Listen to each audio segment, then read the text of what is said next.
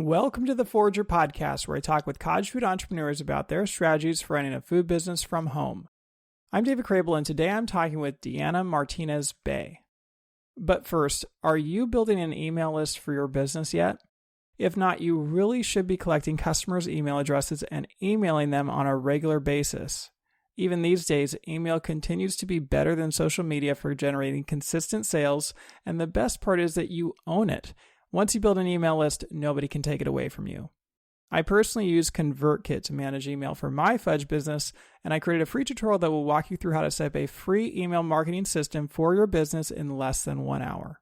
So to learn more, you can go to forager.com/email. All right, so I have Deanna Martinez-Bey on the show today. Deanna lives in Wake Forest, North Carolina, and sells sweetbreads and other baked goods with her cottage food business, the Fiery Whisk. Deanna has been a certified cottage food business for 14 years, so she's had her hand in almost every aspect of being a cottage food baker.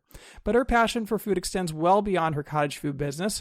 Deanna is a published author, food blogger, podcaster, and recipe creator. She runs her own food blog, has written numerous books, hosts a couple podcasts, and has had recipes featured in Taste of Home, Women's Day, and 3 Gooseberry Patch cookbooks. And on top of all of that, she runs a Facebook group for bakers that has over 10,000 members. In this episode, Deanna shares tips on running your own pop-up events, advertising on social media, leveraging other types of published media, and more. And with that, let's jump right into this episode. Welcome to the show, Deanna. Nice to have you here. Hey, David. Thank you so much. It's an honor for me to be here today. So, Deanna, can you take me back? I know it's been a long time that you've been doing this. How did this all get started? So, as with most bakers, it all started when I was little. My mom used to bake a lot around the holidays, Christmas time in particular. And I grew up in New Jersey, and my family is Italian. So we always had like this huge feast on Christmas Eve. And it was called the Feast of the Seven Fishes. It's just like an Italian tradition. And we would have like all the seafood, but the star of the night were the desserts. And we used to prepare for like days in advance. And I was always like stuck to my mom like glue. She would teach me how to bake cookies and cheesecakes. She had the most amazing New York style cheesecake recipe you could ever taste. And so that's where it all began. Like when I was a very young girl, I fell in love with baking. So how long ago was it that you actually got certified in your state? The first time was in 2009, 2010. And the name of my bakery at that time was different than what it is now. I also lived in a different dwelling. And here in North Carolina, when you move to a new home, you have to have your new kitchen recertified. It's like the certification doesn't carry over from dwelling to dwelling, right? In 2015, I revamped my bakery. And since, I had moved into a new home and I had to have the kitchen recertified anyway, I went ahead and revamped, did the new logo, changed the name to what it is now, which is the Fiery Whisk Bakery. And I was sitting on my bed one night and I was trying to come up with names for the new bakery. And I knew I wanted to have the name Whisk. So I was thinking things like the Whisk or, it's just anything. I had like a list of different names with the word whisk in it.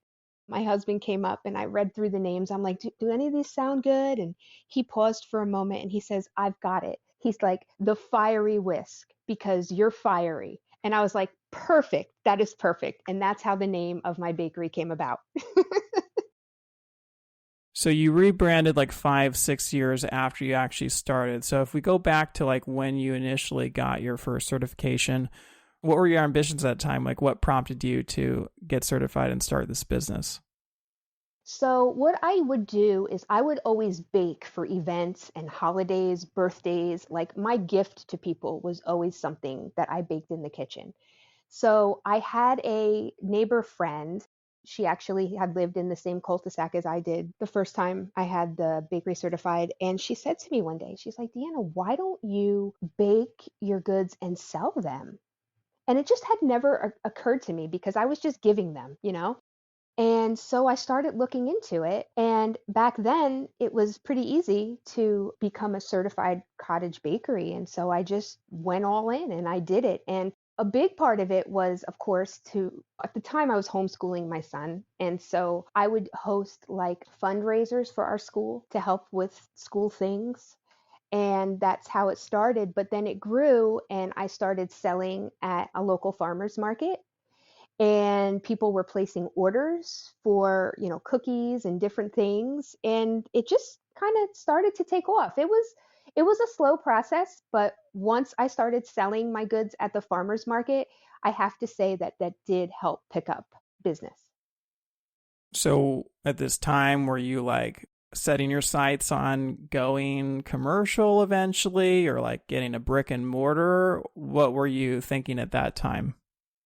I'll be honest with you, I was not thinking that far in advance at that time. At that time, I was just thinking, this is great. I'm doing what I love as a way for me to bring in some extra income, just doing what I love to make some extra money.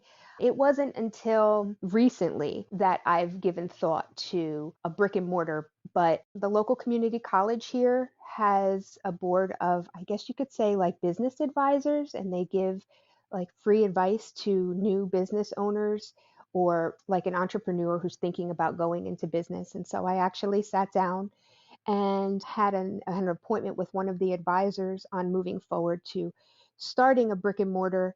And I devised a business plan, and then life kind of happens. And at the time that I was doing all of that, I was a pastry chef at a local country club, and I was laid off from my job. So I had to set aside the idea of opening a brick and mortar. But I knew I wanted to keep baking, but I'm also a hairdresser, so I had to go back to work full time doing hair. And it was becoming harder and harder to take orders, find the time to bake them, and meet my clients for delivery. So I decided that rather than take orders, I was going to set up events for myself. This way, I was in charge, so to say, of when I would be baking and how much I would be baking and things like that. And that's the avenue that I'm traveling down right now. So if we go back, I mean, it sounds like you started very organically in 2009, 2010, grew your business slowly. You were a mom, and then you moved and decided to revamp your certification, rebrand yourself. So was that a transition point in the business, or did you just sort of keep going where you had left off?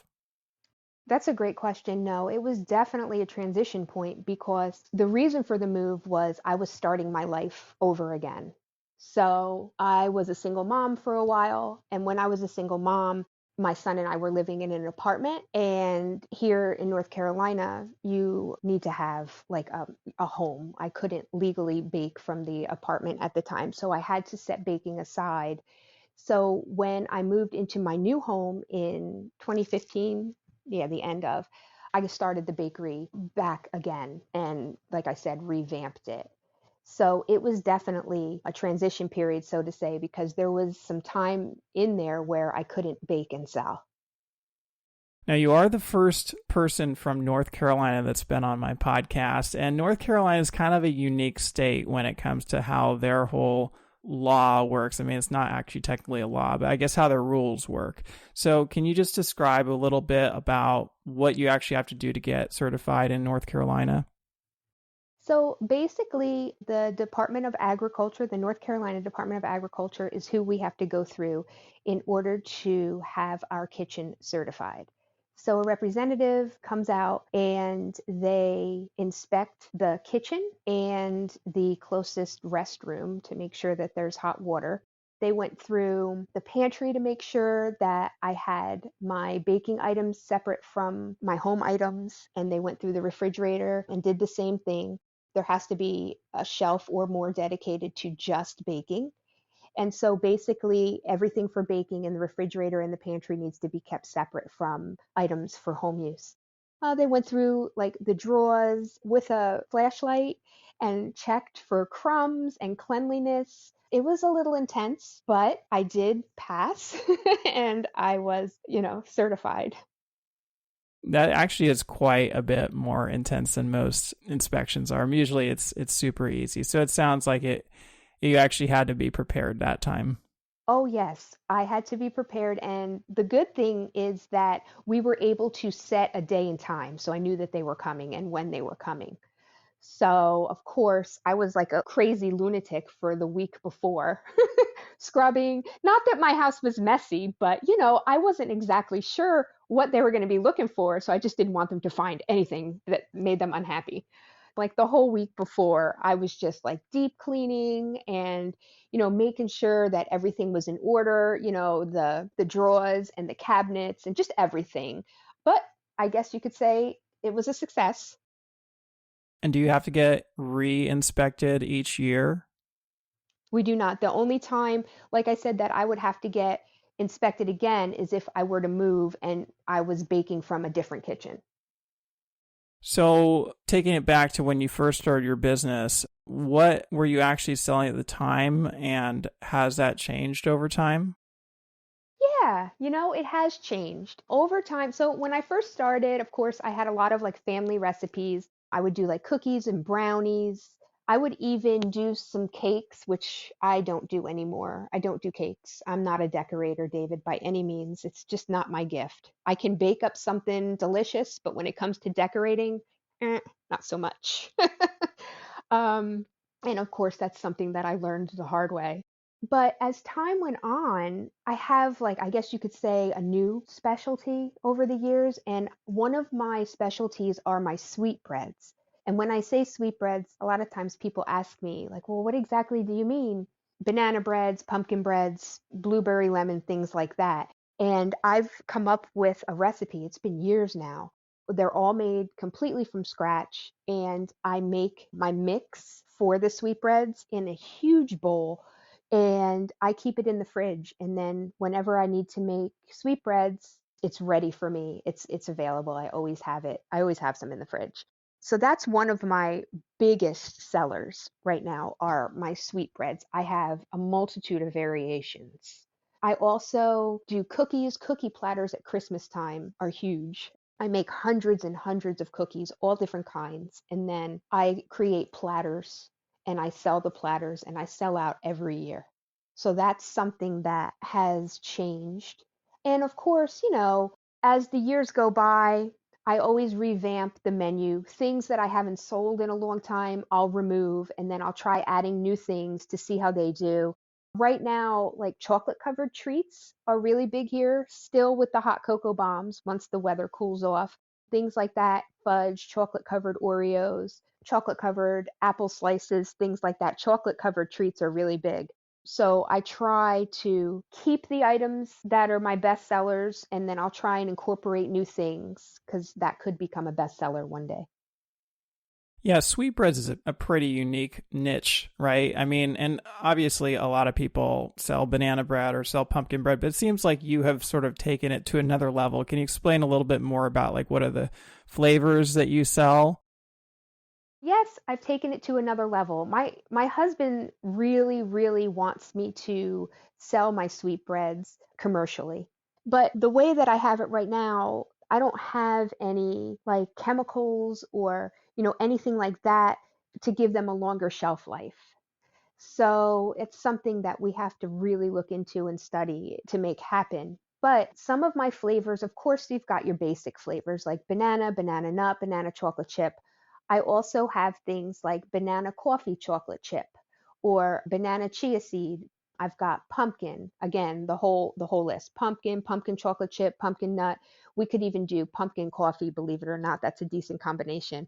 I've got blueberry lemon. That's one of the big sellers. And then with the holidays coming up, I do things like banana cinnamon raisin and cranberry nut. That's a big one, with the holidays coming up. So I'm always trying to get creative and try new flavors. Something that I do want to try is like a carrot cake sweetbread or a carrot sweetbread. I haven't tried it yet, but that's something that I'm looking into and trying to come up with a recipe for. did you like choose this niche or did it sort of choose you? Like, how did you end up landing on sweetbreads as being your main item? I think it found me because it all started just with this particular like mix that I make. And I've taught like baking classes on Zoom and things like that. And this is just one recipe that I will not share because it just started out, like I said, as your basic like banana bread. And then it just grew and grew. And I would try different flavors and I would like bring samples to work wherever I was working at the time and get people's honest opinions. So the flavors that I currently have on the menu are all flavors that people have told me that they truly love. And they must because they order them time and time again.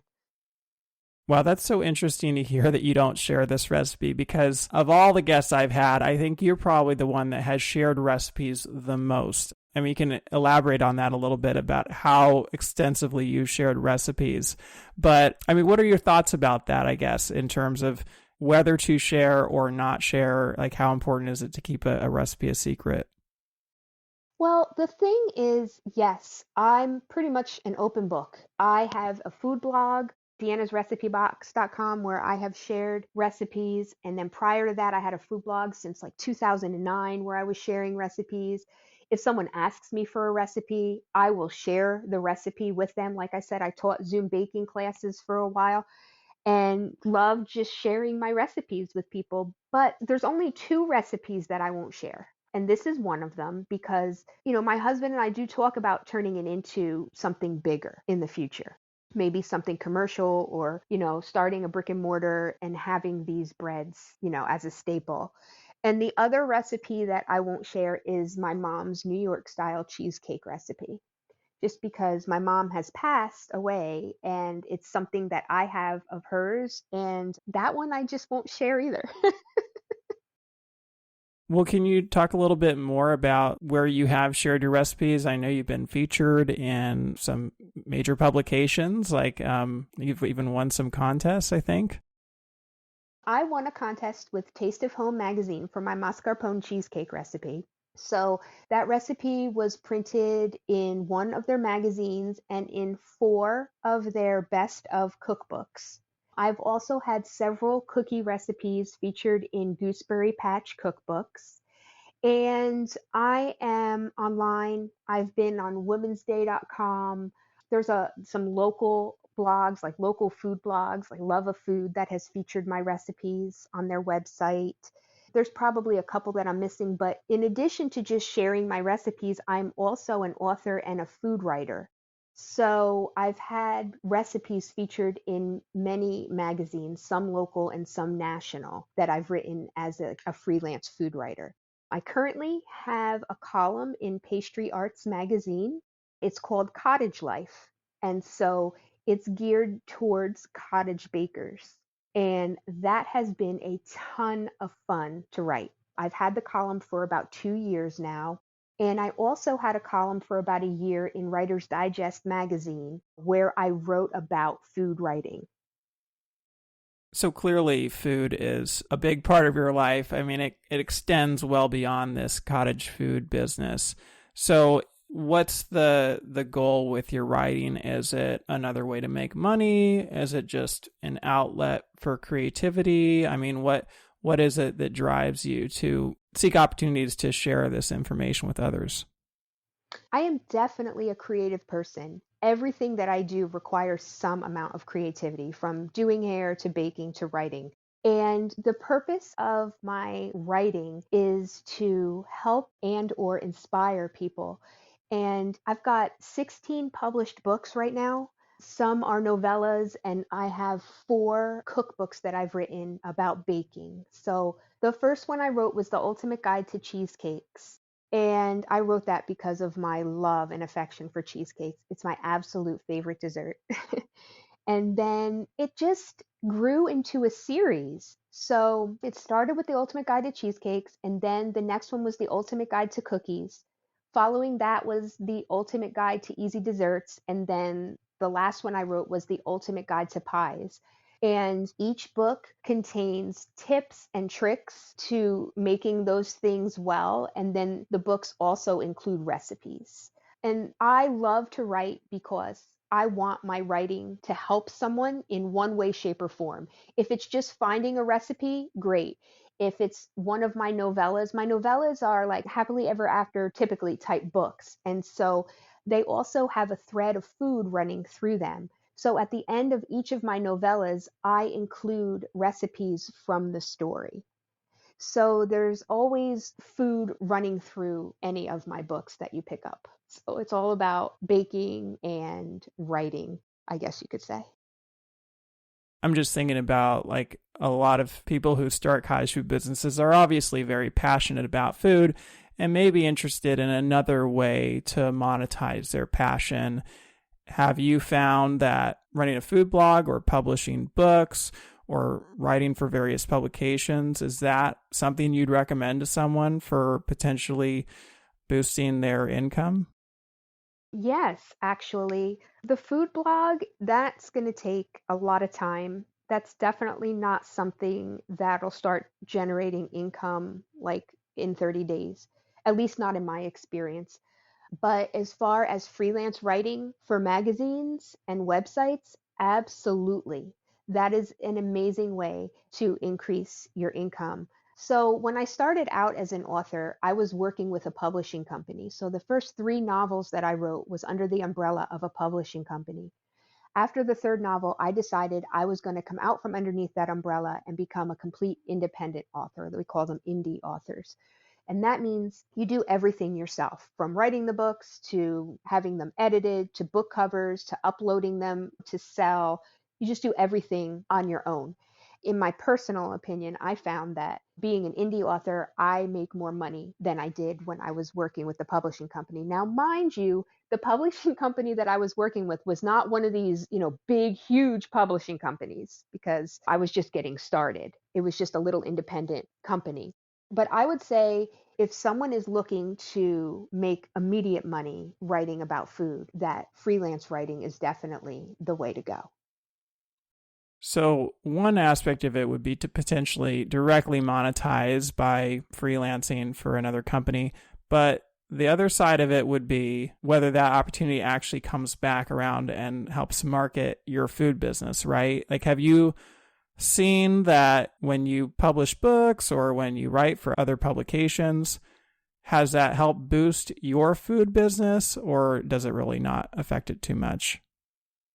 Yes and no. Now, with the column that I have for Pastry Arts Magazine, I can reach out to them and say, hey, would you mind sharing something about me on your Instagram channel? And they will. And they've got hundreds of thousands of followers.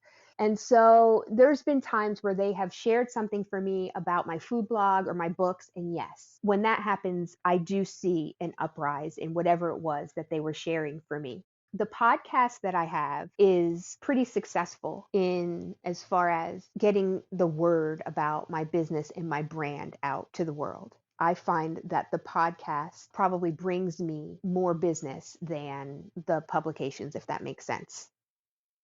That's actually a little surprising for me to hear because, I mean, obviously I run a podcast and I feel like it's so hard to discover podcasts. Maybe it happens through word of mouth, but do you find that people are actually finding your podcast somehow? Yeah, well, I hate to even talk about this, but during the whole pandemic thing, I was home and I started doing social media management for authors and foodies. So I did that as a way to bring in some extra income through that time period. And so I learned a lot about social media management. And I take what I learned and I use that for my podcast, for my books, for my bakery. And each one of those areas has its own channels on Instagram, Facebook, TikTok. They all have their own because, in my mind, someone who's interested in reading books may not be interested in baking. Or, someone local is going to be more interested in my bakery than someone in New Jersey.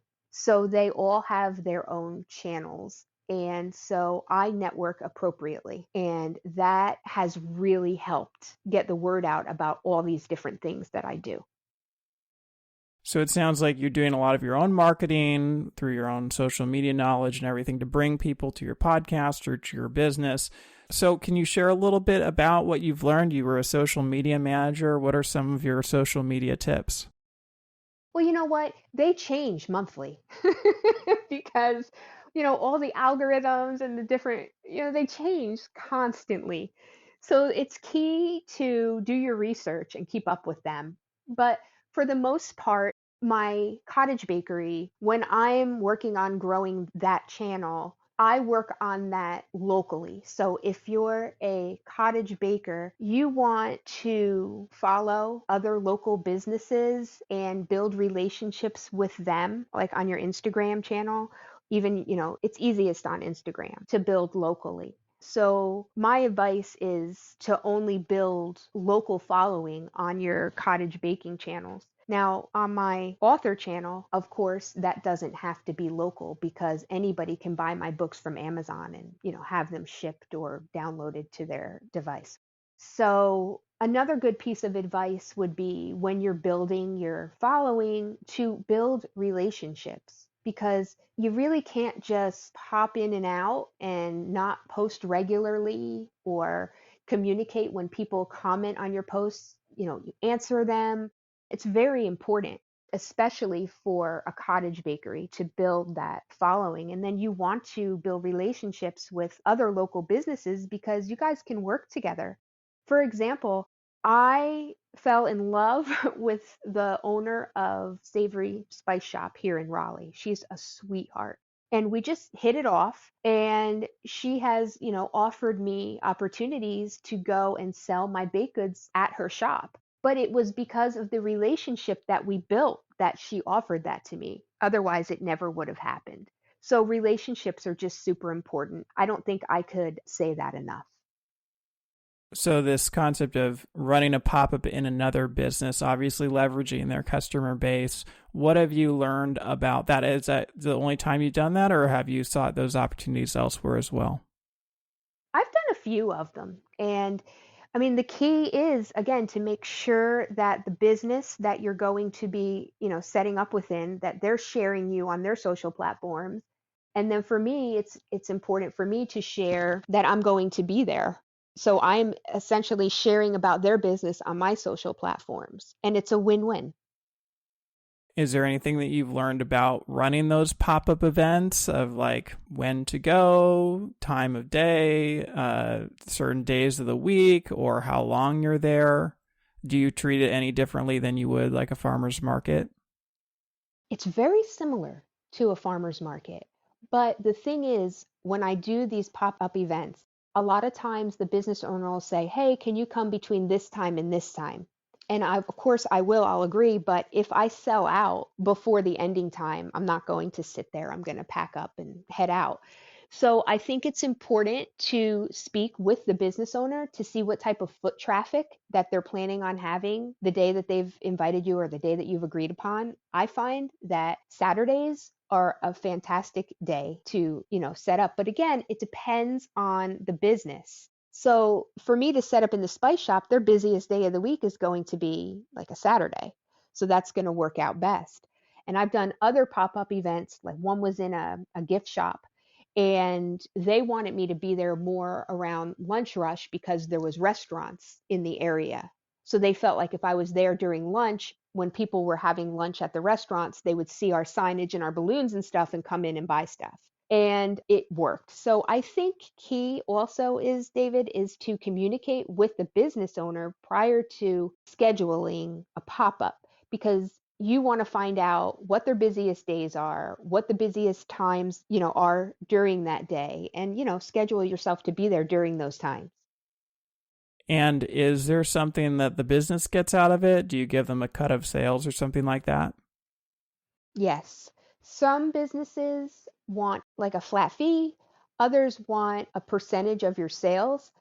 Some just because, you're bringing more business into their establishment, some may choose not to charge you anything at all. I've had that happen. And when that happens, I give things to the employees at the establishment. Like I'll give them, whatever they want from the table as a thank you. But different businesses are going to require different things.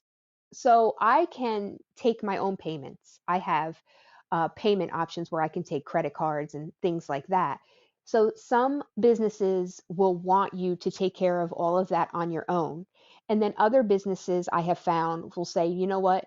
The customers can purchase your items and we will ring up the transactions. And typically when that happens, they're making a percentage of my sales.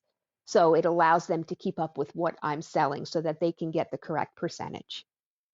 In that case, when they're handling the payment, that probably only be allowed in states which allow wholesale, which I know North Carolina does allow wholesale. Have you explored other wholesale opportunities? Have you just put your products in stores without you personally being there? Yes, I have. There was a place in Raleigh who purchased a lot of my items and sold them, but it was right before COVID. So once that happened and everything kind of shut down, I didn't pursue it any longer. But yes, I did give it a go. I mean, I don't know how well it did because what it is I gave them like a discounted price. They purchased the items from me and then they upped the prices and sold them in the store. So that is definitely something that can be done here.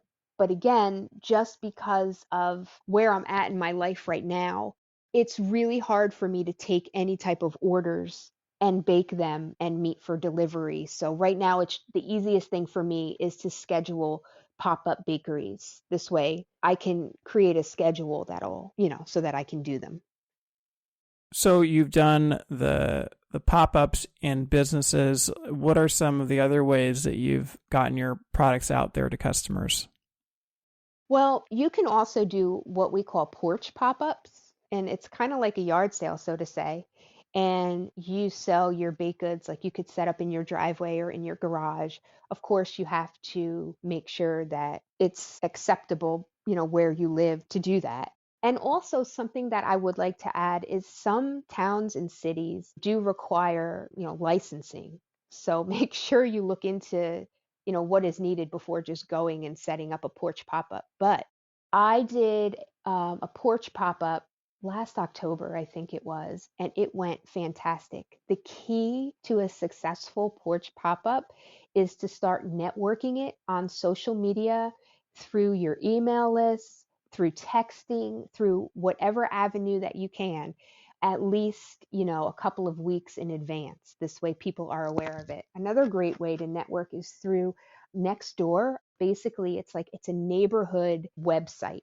And you can go and you can ask questions or, you can post events and things like that. And that's another great avenue to share your bakery.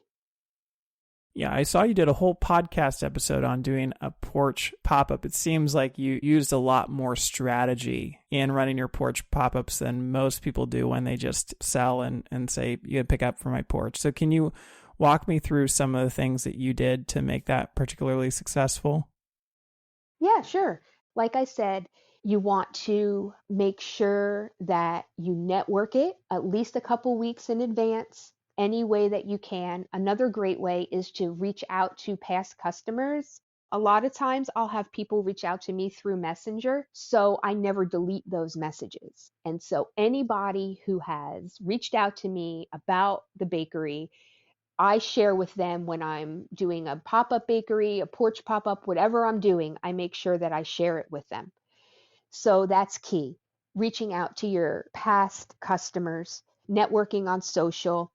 You can also reach out to local businesses and ask if you could leave like a flyer at their register, and then in return, ask them for some of their business cards to set up at your pop up or your porch pop up.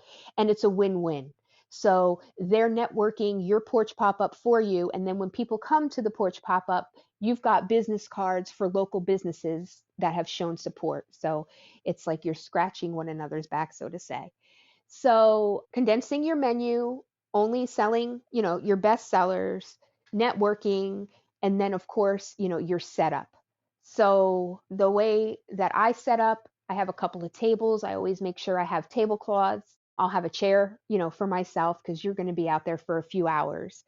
I have labels, logo labels that I put on everything. So everything looks cohesive. Everything has a label. And then, of course, you've got your food labels, but I always put those at the bottom so that you can't see it when you're shopping.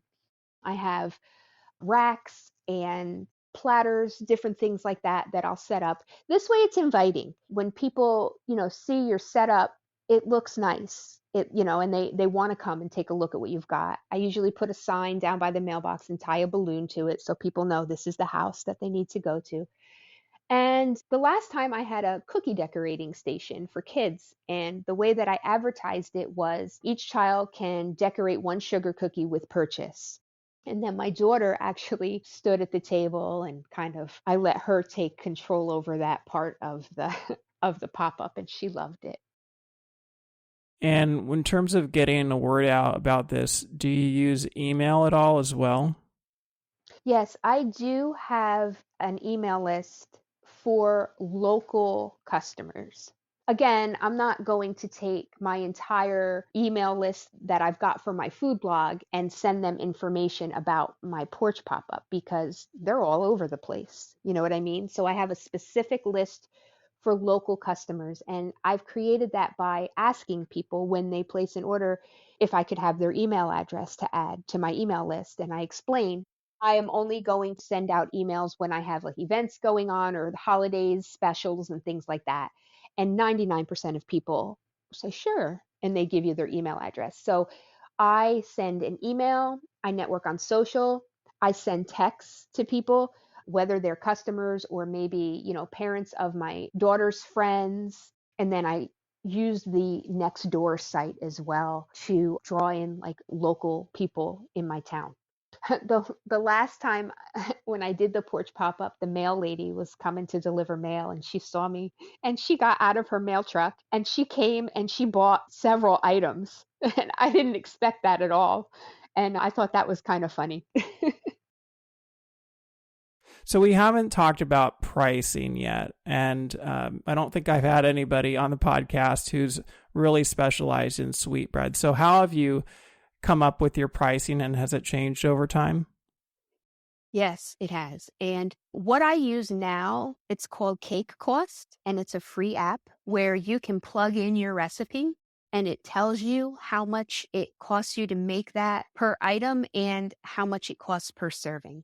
So leading up until like the past year that I've started using this app, I just wrote it by hand, how much for flour, how much for butter, you know what I mean? And then calculated how much I was using to come up with the cost of the sweetbreads. So when I started making the sweetbreads, they were $5 a loaf. Now, mind you, I do make them in regular size loaf pans, but it's not a 4-inch high loaf like white bread would be, so to say, David. It's sweetbread, so it's more condensed. And rather than being, baking up to the top of the pan, each loaf is approximately 2 inches high. And so I started selling them for $5. And then, as time goes on, they've gone up. Right now they're at $7. But I hate to say this, but with the cost of butter right now, I may have to bring it up to $8 a loaf, which in my mind is still it's still affordable because you're getting, an entire loaf and, there's no chemicals or harmful ingredients in there. And I do use like farm fresh eggs, quality ingredients. No one has ever said to me, oh, $7 a loaf, that's high. I've never heard that, but I'm going to have to reevaluate the cost of my supplies to see if I need to bump it up to 8 or not. But right now they're still at 7. So you haven't experimented with higher pricing to see what the market would bear? Not on the sweetbreads, just because I know what they cost me to make. And I'm not using like anything packaged, so to say. So it's made completely, from scratch. A lot of times using things like, say, if I'm doing chocolate covered Oreos or whatever, I got to buy them. I got to buy the Oreos. And so I consider that like as a packaged item, which is going to up the cost.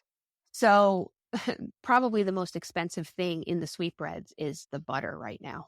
So no, I've not experienced with higher pricing myself. But some of my other items are higher in price. Like, for example, 2 dozen cookies are $20. depending on the cookie, because you've got everything in there, the chocolate chips, the butter, everything. So some of the items that I sell are higher in price, but the sweetbreads are very, very affordable and super tasty. Now, when you do these pop-ups or markets, are you sampling? Are you offering samples? I do. And let me tell you why, because I've tried it both ways. So I've tried to sell the sweetbreads without samples, and they'll do okay. But I tell you what, when I put those little sample cups out there where people can try it, 95% of the time after tasting it, they're buying a sweetbread. So in my opinion, for what I'm selling and in my area, samples all the way. Even when I do a pop-up bakery or a porch pop-up or whatever I'm doing, I'm offering samples because they sell it for you. I don't even have to do any selling. When someone has a bite, they're like, oh, wow, how much are these? And then they'll buy one or two. I'm just thinking about all that you do, right? You run this business, you also run at least one podcast and a food blog, and you write for other publications, and you're a hairdresser, and for all of the things that you manage, you have like separate social media accounts for all of them, and it just seems like a lot of stuff to keep in the air. Like, do you have someone helping you, or like how do you manage it all? You know what? You're right. It is a lot. It is a lot. And no, I don't have anyone helping me.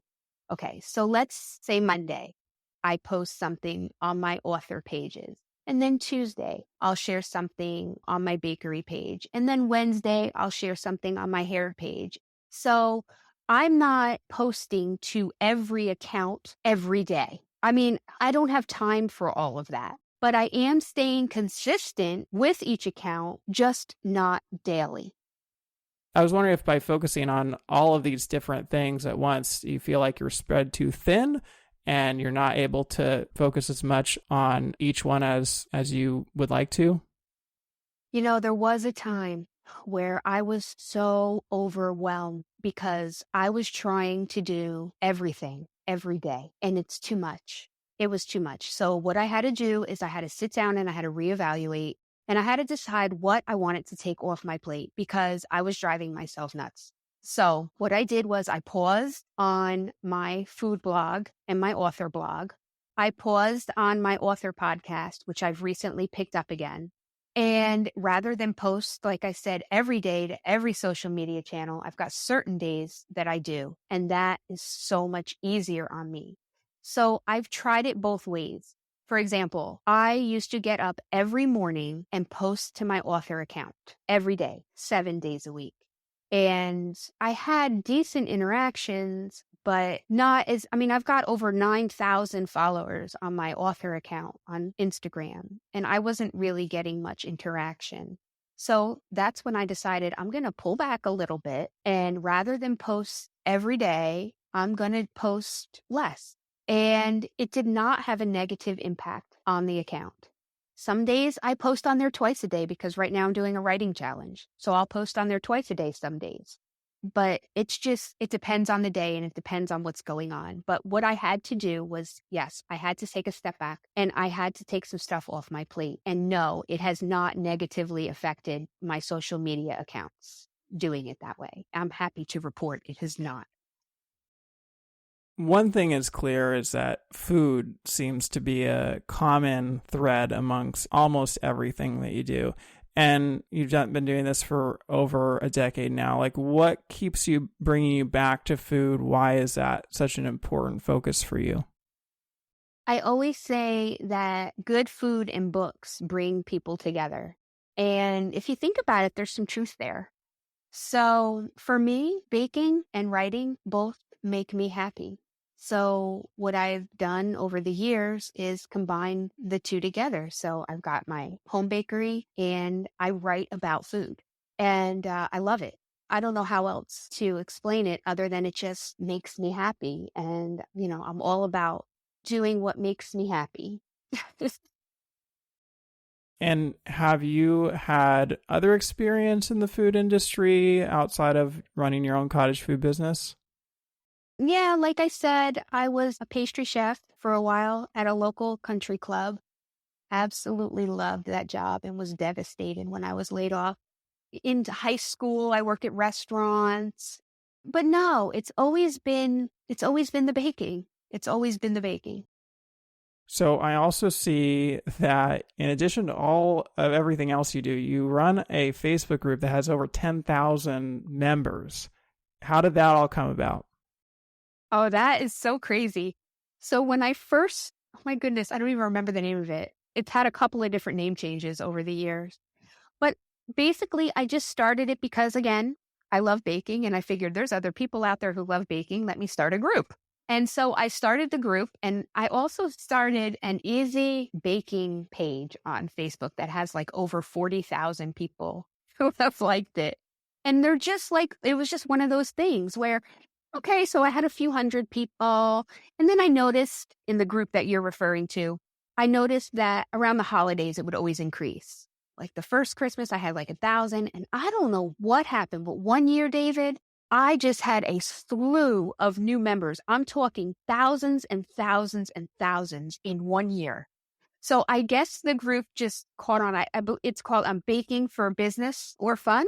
And it just like took off like wildfire and grew. Was that like in 2021 after the pandemic? No, it was before. It was years before that it just like took off. So I don't know if maybe there was another baking group that these people were part of that upset them or shut down or whatever, and they found me. I'm really not sure, but it's just one of those things. It just took off. And yeah, we talk about all things baking in there. Yes, it's everything baking, like sweet treats or bread related. As long as it's baking, then it can be posted or discussed. We post recipes. If anybody has questions about anything pertaining to baking, they can post their questions, and chances are they're going to get the answer they're looking for. Does that take a lot of your time to manage that group, or is it something where you monetize it in any way, or, it helps boost your other businesses or books or something like that? No, it's not monetized. Definitely something I should look into, but I do have several admins that assist me with that group. Just because of the sheer size of the group, it would be a lot for me to handle on my own. So I've got 3 other admin assistants in that group, and they help me out tremendously. It seems like amongst everything you do, you just really love helping people, whether that be publishing books or, selling your baked goods or running this group. I mean, it seems like that's a pretty common thing amongst everything you do. I agree. That is why I do what I do. I bake because I like making people happy.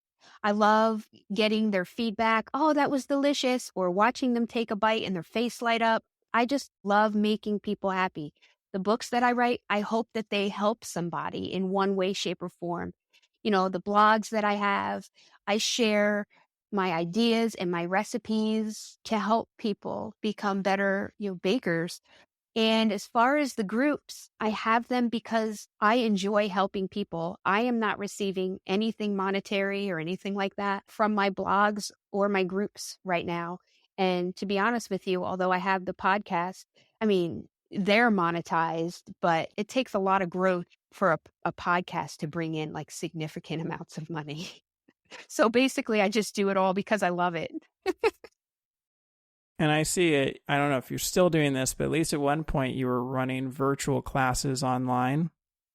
I did. I was doing live Zoom baking classes. They were pretty successful, I have to say.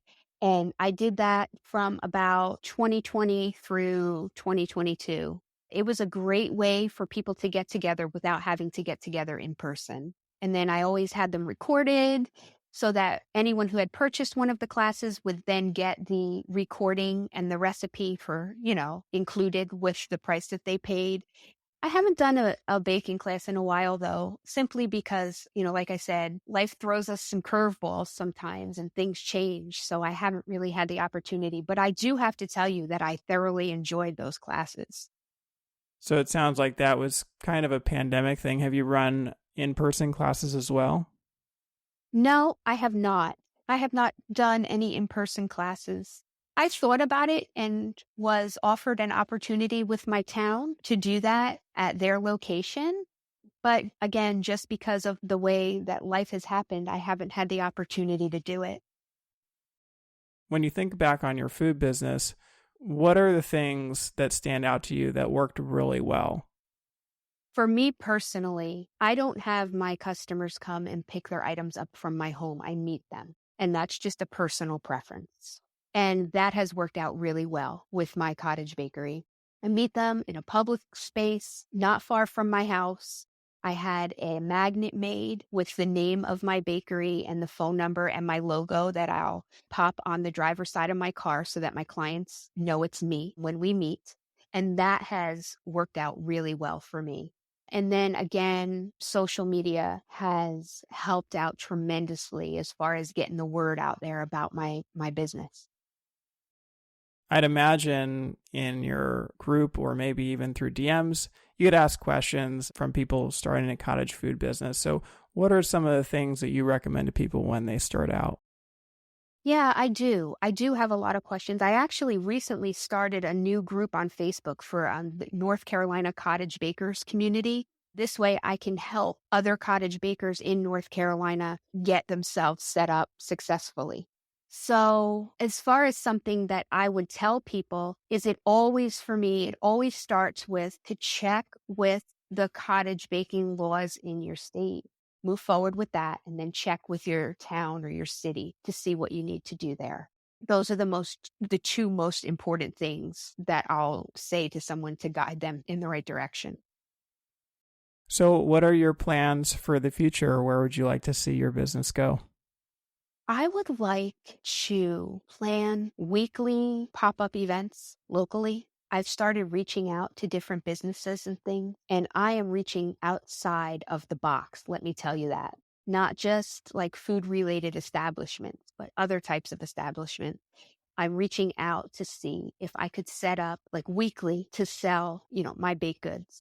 Like I said, at this point, that's the route that I'm going is scheduling pop-up bakeries, porch pop-ups, neighborhood pop-ups, things like that, getting them on the calendar so that I can coordinate with my other job and do these pop-ups successfully. That's what I'm looking at as far as the future of the Fiery Whisk Bakery.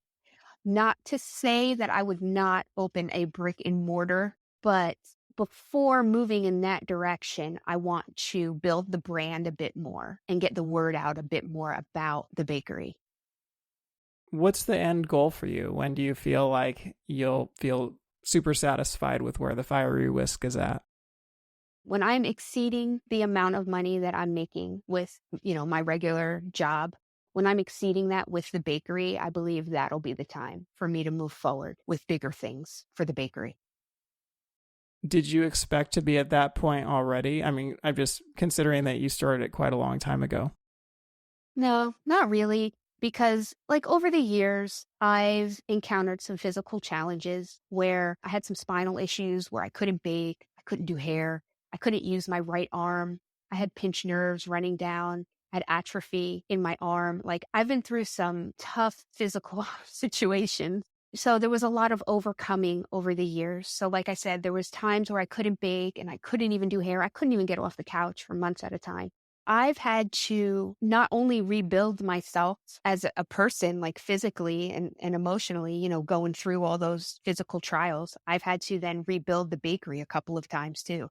Because whenever I've been down because of physical things that prevented me from being able to bake, when I came back from that, I had to build the bakery back up again. And that's happened several times. So the point I'm at now is fine. I'm not disappointed with where I am now. It's just the route that life took me. It's okay because I'm looking forward to seeing what's coming up. So I'm not disappointed, so to say, with where I am, but I am excited to see where it takes me in the future. Since you have had so many opportunities to rebuild the business, what are some things that you've done the second or the third time you've started over again? Well, revamping the menu has been key for me. There's no sense in me keeping things on there that people aren't purchasing because then I have to keep the supplies for them on hand. So that's been really big. I've also rebranded. Like I recently had a new logo made for the bakery. I do stick with the same color scheme because I want people to know it's me, but I do have a new logo. And those couple of things are what I've done recently to help, rebrand myself a little bit. So as you think back on your journey, what's kept you going? Why do you love doing what you do so much? My family, I'd say, and just my love of baking and writing and being able to help people in some way. When I say my family, they've helped keep me going. I've got 2 children and a husband, and I keep going harder and stronger because I want to be an example for my children. I want them to see, well, my mom wanted to do this and she did it. And also, I want to build something so that my children have something one day. So the bakery, for example, let's say I move forward into, a brick and mortar. I want my kids to take that over and have that one day. So the majority of the things that I do for my family. Secondly, anything that I can do to help somebody, I want to do it. So if it's just, a happy feel-good podcast that people can listen to escape maybe the troubles of the day, or trying a new recipe that I've posted. A lot of times, like I say, baking soothes my soul, and I think it has that effect on a lot of people. So if I could provide them with recipes to bring them some peace, then that's what makes me happy. So all in all, I do what I do because I love it. I want to be a positive example for my family, and because I want to make other people happy. Well, thank you so much, Deanna, for sharing your story with us. Now, if people would like to learn more about you, how can they find you or where can they reach out? We've discussed a couple of different options here today, but the podcast is Deanna's Recipe Box. And my Facebook business page is the Fiery Whisk Bakery. The Fiery Whisk Bakery is also on TikTok and Instagram. And then I have my writer account, which is writer_Deanna on Instagram, where you can find like all my books and stuff like that. I do have a website for the bakery. It's thefierywiskbakery.com. And the author website is DeannaMartinez-Bey.com. My current food blog is Deanna'sRecipeBox.com. Great. Well, thank you so much for coming on the show and sharing with us today. It has been my pleasure. Thank you so much for being interested in me. I appreciate that. That wraps up another episode of the Forager Podcast. For more information about this episode, go to forager.com/podcast/101. And if you're enjoying this podcast, please take a quick moment right now and leave me a review on Apple Podcasts. It doesn't have to be a long review, but it's truly the best way to support this show and will help others like you find this podcast. And finally, if you're thinking about selling your own homemade food, check out my free mini course where I walk you through the steps you need to take to get a cottage food business off the ground. To get the course, go to cottagefoodcourse.com. Thanks for listening, and I'll see you in the next episode.